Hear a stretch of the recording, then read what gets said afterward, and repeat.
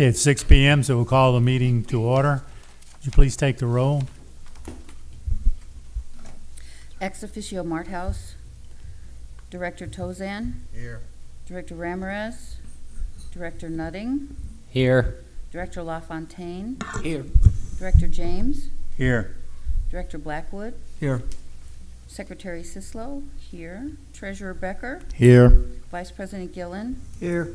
President Knobloch. Here. We have a quorum. Would everyone please stand for the Pledge of Allegiance?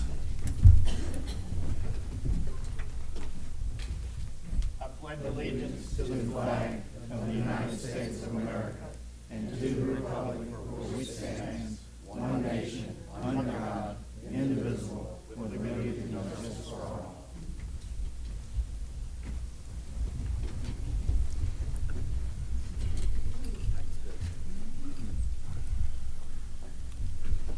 Okay, we're going to start with the President's report. This is an organizational meeting. It's not conducted the same as our regular monthly meetings. Since the election was only done 2 days ago, there are several issues that we really need to deal with quickly. First, I want to thank all the candidates who qualified to run.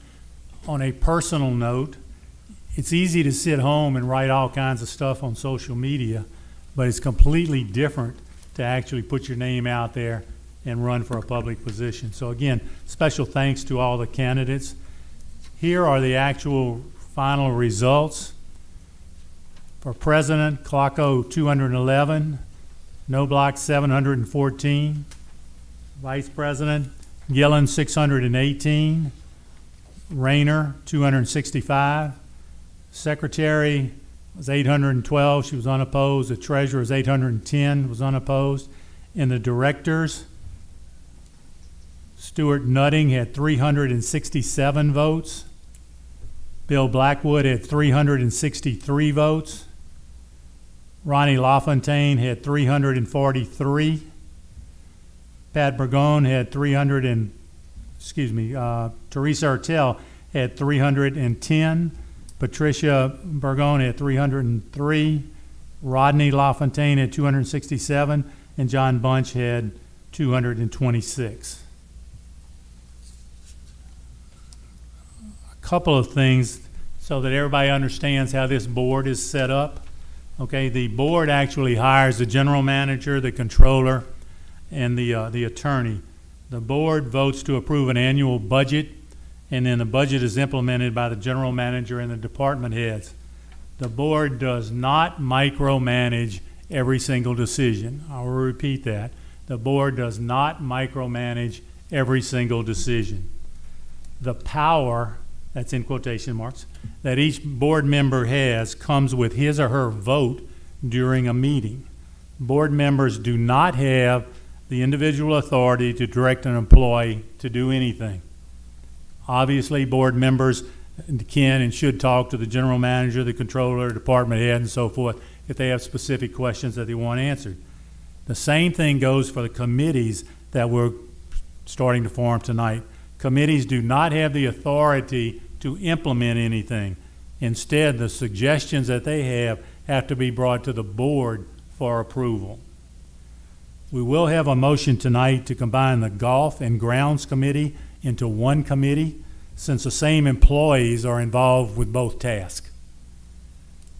Since we're reducing the number of committees by one, there's going to be another motion to increase the maximum size of each committee from 7 to 8 to allow for increased participation by members. Each committee must have a minimum of 2 board members and a maximum of 3 board members. Excuse me. Within the next week, we'll send out an e-blast listing the various committees with a brief explanation of the areas that that committee works with and ask for volunteers. Applicants will need to submit a short bio and a statement of why they're interested in that committee. Applicants can submit requests to be on specific committees only through email. I will repeat, only through email. Last time, 2 years ago, we had some issues with somebody would give me something and then say something to Mr. Gillen or something, and sometimes we didn't get the whole story. So if we do it by email, it'll all go to Nancy Perkins. She will separate them according to which committee, and then give it to the people who are involved. So that ensures that each applicant will be considered. Our fiscal year runs from January 1st through December the 31st. So we need to adopt a budget in November meeting. This process needs to begin in early August at the very latest. For those of you who've been around here, the last 2 years we've basically operated without a treasurer. This year, with Mr. Becker as a treasurer and several other board members with extensive backgrounds in large budgets, that should be easy to meet the November deadline. Executive sessions are used only to discuss legal and personnel issues. We don't go hide in a dark room and make the decisions. So it's only for legal and personnel issues. Concerning social media, anything you post will be reviewed by some as reflecting the official position of the POA. Minutes of meetings reflect the official position of the POA, period. Okay? So the POA does use eBlast, Diamond Head News, Facebook, and Instagram to send out other information to property owners. So I simply suggest that it be very, very careful with anything that you post online. My final thing is I strongly suggest it's important for board members to be visible around all of our amenities from time to time. So I encourage everyone to go to each one at some time or other and make yourself known. Okay, now moving on. This is a little flexible tonight because several things just happened in the last 30 or 40 minutes. The first thing, we have a motion to spread the results of the recent election on the minutes of this meeting. Would someone like to make a motion for that? I'll make that motion. I'll second it. Okay, the motion has been made and seconded. Do we have any discussion? Excuse me on that. Hearing no discussions, then we'll have a vote on the motion to spread the results of the recent election on the minutes of this meeting. All in favor, simply raise your right hand. Okay, that's unanimous. Thank you. The next, we have a motion to move the grounds maintenance under the golf committee. Anyone like to make that motion? I'll make that motion. Okay, the motion is by Mr. James. I'll We have a second. I'm sorry. I'll second. Mr. Becker seconds. Mr. James, do you want to say something about it? My comment was that we had two separate committees in the past 2 years, and the main crew and department does all the same work. So I think there was some efficiencies that could be had by combining the two together, and I think it will be better and have less meetings with people when we can do it all as one. Anyone else have any questions or comments? I have a question. Were you finding a lot of redundancy in your topics? Like you were talking about the same thing with two groups? Wait, repeat that, please. I'm just wondering if what you found was, oops, I turned it off. If you found that each group was talking about the same thing. Maybe that's a better way of saying it. Yes, for the most part. It was still about maintenance of the grounds, whether it's greens or other common areas. It's still about maintenance. Now, the golf side of it is a little different, but you still have the same people, or many of the same people involved, especially the department manager. Thank you. Anyone else have any comments or questions? Just one. You're talking about facilities maintenance as well, correct? No, No, I am not. Just grounds. just grounds maintenance. Okay, thanks. Anyone else? Okay, so we have a motion to move grounds maintenance under the golf committee. All in favor, raise your right hand. Okay, that's unanimous, so it passes. The next motion is to increase the maximum number of people on a committee from 8 instead of 7. Anyone like to make that motion? I'll make that motion. Mr. Tozan makes the motion. Do we have a second? I'll second. Mr. James seconds. Mr. Tozan? just that we want the committees to have involvement of all the POA members. By reducing one committee, it would be good to increase the number on the others. Anyone else have any questions or comments? Just one comment. The board last time, for the last 2 years and going ahead this time, the committees had a very active voice in what was happening for the good of this community. In the past, the committees somewhat, their voice wasn't heard, but over the last 2 years, it's remarkable the input that the membership gave to what they needed in their specific areas. And the committees are really the heart and soul of what happens to change this place for the better. So having one more member on it is a wonderful idea, because they're the people that really know what's going on in their area of their interest. And we have one comment: the number of board members on any committee will still remain as a maximum of 3, but we're required by law to have at least 2. Any other questions or comments? Now we'll call for the question on that, to increase the maximum number of people on a committee to 8 instead of 7. All in favor, please raise your right hand. Once again, that is unanimous, so that passes. The next is to appoint the chairpersons of the following committees: Administration, Bill Blackwood; Airport and Marina, Jerry Gillen; Food and Beverage, which is the House Committee, Dennis Tozan; Futures, Ernie Knobloch; Golf and Grounds Maintenance, Ronnie James; Recreation, Nancy Sislo; Safety, Ronnie LaFontaine; and Violations and Compliance Committee, Jens Mansbridge. Would anyone like to make that motion? I'll make that motion. Mr. Gillen makes the motion. Do we have a second? I'll second that. That was Dr. Nutting, I think, wasn't it? Yes. Yeah. Okay. So Dr. Nutting seconds it. Any discussions? Mr. Gillen? No, that looks good the way it is. Anyone else? Yeah, I would have one little point.